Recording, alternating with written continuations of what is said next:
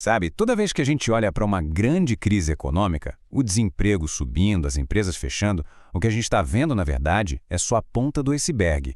Por baixo de tudo isso está rolando uma guerra invisível, uma verdadeira batalha de ideias sobre o que é o dinheiro, afinal de contas. E essa é a história dessa batalha, e de um economista que foi, bom, basicamente esquecido, mas cujos avisos, eles poderiam ter mudado o rumo de tudo. Essa é a pergunta de US$ 1 milhão, né? O que é que realmente causa as crises econômicas? Será que é só ganância? Ou, sei lá, um ciclo natural que a gente não controla? Ou, e se for algo mais fundamental? E se for uma falha? Uma falha de projeto em algo que a gente usa todo santo dia? O nosso dinheiro. Para a gente chegar perto de uma resposta, a gente precisa voltar no tempo, bem para o momento em que as duas grandes teorias sobre o dinheiro bateram de frente. E bem no meio dessa confusão toda, a gente encontra uma figura fascinante. O nome dele era Ralph Haltrey. E olha, ele não era um daqueles professores famosos de universidade, não. Ele era um pensador que trabalhava assim, nos bastidores, dentro do Tesouro Britânico.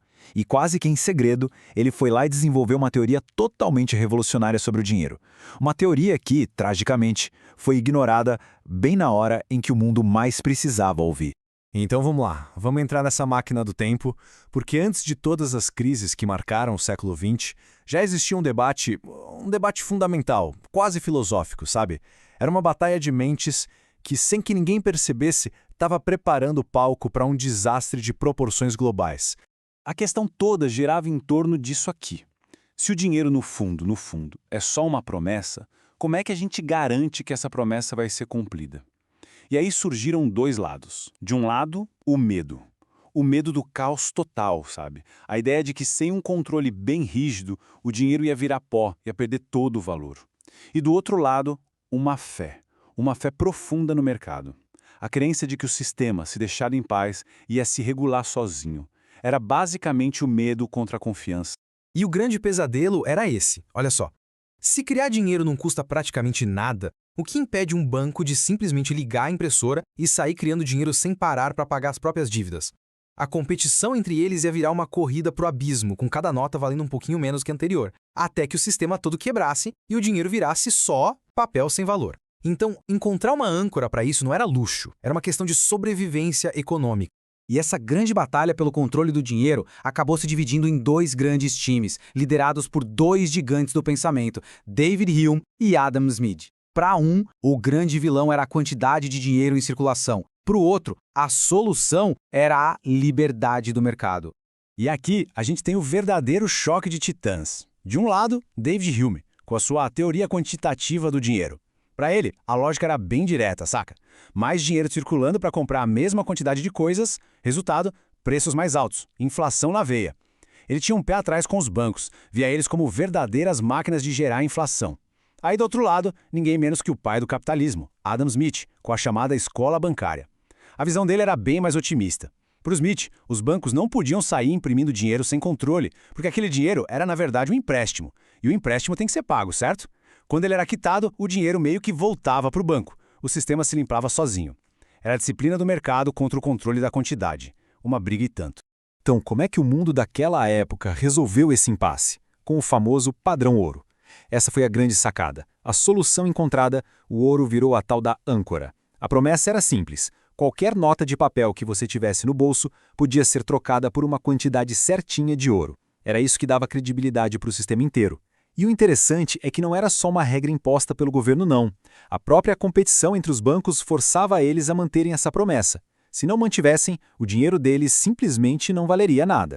E é exatamente aqui, nesse mundo que girava em torno do ouro, que entra em cena o nosso profeta ignorado, Ralph Haltrey. Como eu disse, ele não estava numa torre de marfim de uma universidade chique. Ele estava lá, no meio da ação, nos bastidores do poder, trabalhando no Tesouro Britânico. E de lá, daquela posição privilegiada, ele enxergava algo que os outros pareciam não ver sobre como o dinheiro de verdade funcionava.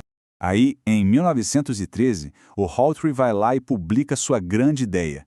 E, para a época, era algo bem radical. Ele basicamente disse, olha, esqueçam as grandes invenções, as colheitas, a psicologia das massas. Para ele, o ciclo de altos e baixos da economia, a prosperidade e a recessão eram um fenômeno puramente monetário. A causa de tudo? Uma coisa só, a instabilidade no crédito que os bancos ofereciam. Simples assim. E o mais genial da teoria do Haltray é como ela é simples e elegante. Se liga só nesse ciclo. Para ele, o protagonista da economia não era o grande industrial, o dono da fábrica. Era o comerciante. Pensa aí no dono de um armazém, de um atacado. A vida dele depende de conseguir crédito barato para encher as prateleiras de mercadoria. Bom, quando os bancos baixam os juros, o que ele faz? Pega dinheiro emprestado e compra mais estoque. Isso cria uma onda de pedidos para as fábricas que começam a produzir mais, contratar mais, e a economia vive um boom. Só que aí vem a virada. Esse crescimento todo começa a drenar as reservas de dinheiro dos bancos. E eles, para se proteger, fazem o quê? Sobem os juros. E agora?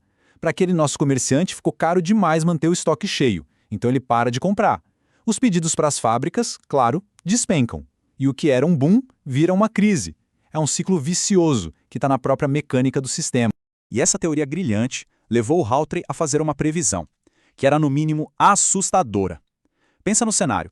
Estamos em 1922. O mundo está tentando se reerguer da Primeira Guerra Mundial e todo mundo só quer uma coisa: voltar para a segurança do padrão ouro.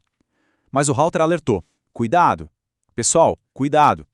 Ele disse que se todos os países saíssem correndo para acumular ouro ao mesmo tempo, isso ia criar uma espécie de fome mundial por ouro. O valor do ouro ia disparar. E aí vem o pulo do gato. Se o ouro vale mais, todo o resto, salários, produtos, ativos, passa a valer menos. Ele estava, na prática, prevendo uma deflação global. Uma força econômica absolutamente esmagadora.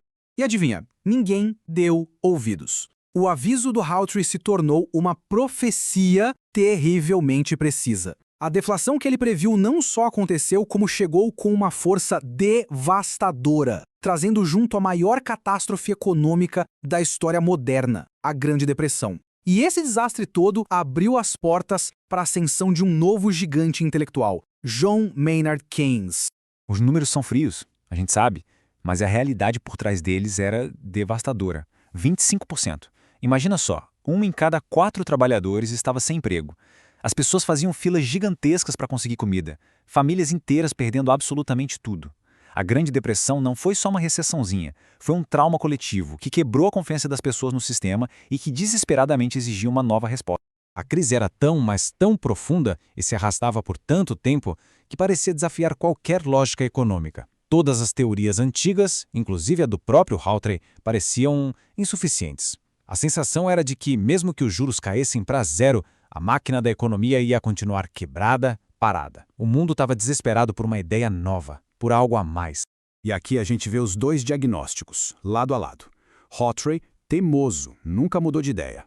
Para ele, a depressão era exatamente o que ele tinha cantado a pedra anos antes, uma deflação brutal causada por aquela corrida maluca pelo ouro. A cura, portanto, continuava sendo monetária. Mas aí vem o Keynes e oferece um diagnóstico radicalmente diferente. Ele disse que o problema não era o custo do dinheiro. O problema era a falta de vontade de gastar esse dinheiro. As empresas não investiam, as pessoas não consumiam, tudo por puro medo do que vinha pela frente. A economia, segundo ele, estava presa no que ele chamou de armadilha da liquidez. O motor da demanda tinha pifado, e só mexer nos juros não ia fazer ele voltar a funcionar.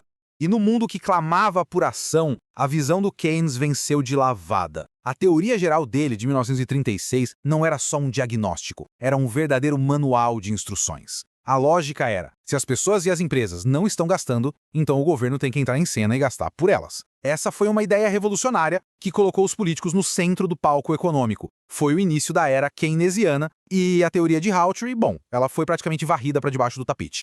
Só que a história, especialmente a história das ideias, raramente tem um ponto final. Ela se move como um pêndulo. E esse debate entre Haltray e Keynes, que parece coisa do passado, longe de ser uma peça de museu, ecoa até hoje, em cada crise, em cada decisão econômica importante. Essa linha do tempo aqui mostra esse movimento do pêndulo de forma perfeita.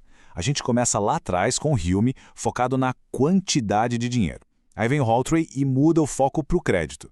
Chega o Keynes e vira a mesa dizendo que o que importa mesmo são os gastos. E aí, décadas depois, quem aparece? Milton Friedman, liderando uma contra-revolução que traz o foco de volta para a quantidade de dinheiro, quase como um eco moderno do Hume. O pêndulo vai e volta, e as velhas ideias, pelo visto, nunca morrem de verdade. E é exatamente por isso que essa história toda importa tanto. Isso não é só um debate acadêmico poerento. A escolha entre uma teoria e outra tem consequências muito reais. consequências que definem empregos, que criam ou destroem fortunas, que moldam o futuro de nações inteiras. As perguntas fundamentais, o que é o dinheiro, quem deveria controlar o dinheiro, continuam aí, sem uma resposta final. E a ironia final, que talvez seja a parte mais reveladora de tudo, vem do próprio vencedor do debate. É isso mesmo. Mesmo depois que a revolução dele mudou o mundo, o Keynes escreveu sobre o Haltry, seu velho colega e rival intelectual, e disse que ele era um dos pensadores que parece estar mais próximo do caminho certo. Pensa nisso. No fim das contas, até o próprio Keynes reconheceu a genialidade do profeta que o mundo inteiro tinha decidido ignorar. O que nos traz, contudo, direto para os dias de hoje. Porque essa ascensão das criptomoedas, das moedas digitais, dos bancos centrais, isso nada mais é do que o capítulo mais recente daquela mesma e velha guerra de ideias. De um lado, a gente tem a descentralização, que é quase um eco daquela fé que o Adam Smith tinha na competição. Do outro, o controle centralizado, herdeiro direto das teorias que buscam a estabilidade pela gestão. A batalha do Haltry e do Keynes continua vivíssima, só que agora o campo de batalha é digital. E a história deles nos deixa com uma pergunta bem incômoda. Será que as ideias que a gente está escolhendo hoje estão nos preparando para o sucesso ou estão, mais uma vez, nos armando para a próxima grande crise?